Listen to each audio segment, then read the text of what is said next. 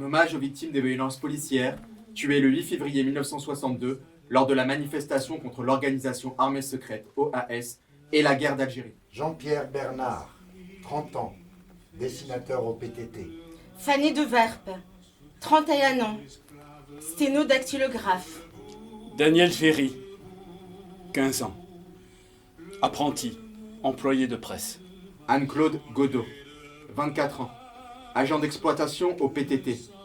Édouard Le Marchand, 40 ans, employé de presse. Suzanne Martorell, 36 ans, employée de presse à l'Humanité. Hippolyte Pina, 58 ans, maçon, militant du PCT et de l'Union syndicale du bâtiment de Seine-et-Oise, CGT. Maurice Pochard, 48 ans, employé de bureau, syndicaliste CGT, UL-CGT d'Anières, mortellement blessé. Raymond Wittgens, 44 ans, imprimeur typographe.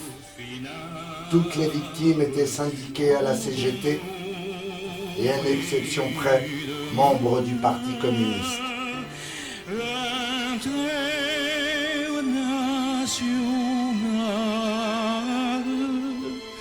Sera le genre humain.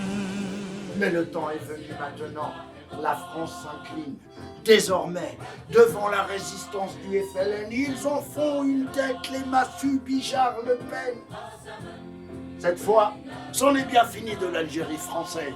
130 ans d'occupation. Chantez la Marseillaise. Amis français, vous communistes contre les bonnes gens, vous les appelez qui étiez hélas nos Allemands. Ne vous y trompez pas, mais il y aura la revanche sur votre Paris-sur-Seine de notre Angela Blanche.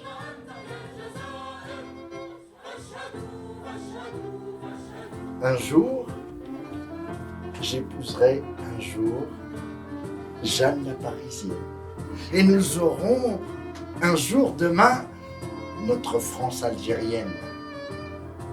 Je ne sais si je le verrai de mes yeux dans 20 ans, 30 ans, d'ici la fin de ce siècle, ou dans les cheveux blancs de mes enfants dans le siècle d'après.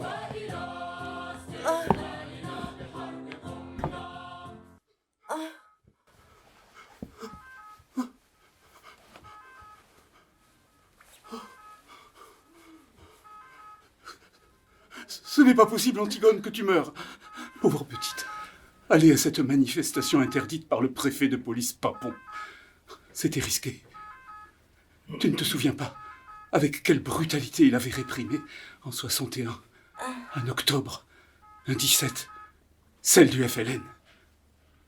Papon, digne et sobre, regardant dans la scène des cadavres algériens. Et pas plus d'égard pour eux qu'il n'en aurait pour des chiens. Je ne vois presque plus rien. Si. Là-bas, une grille. Derrière, c'est un jardin. C'est lui.